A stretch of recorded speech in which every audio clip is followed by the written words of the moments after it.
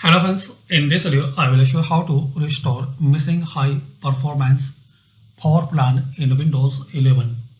So very simple and basic way. Firstly click on start. Type here CMD.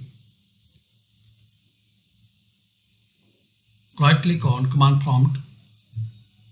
Run as administrator.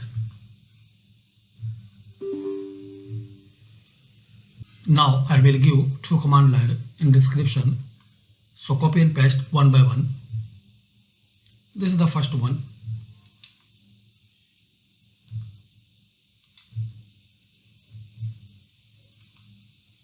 Press enter. This is the second one.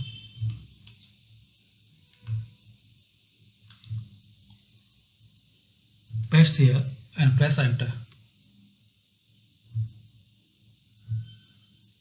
Now close it and restart your system.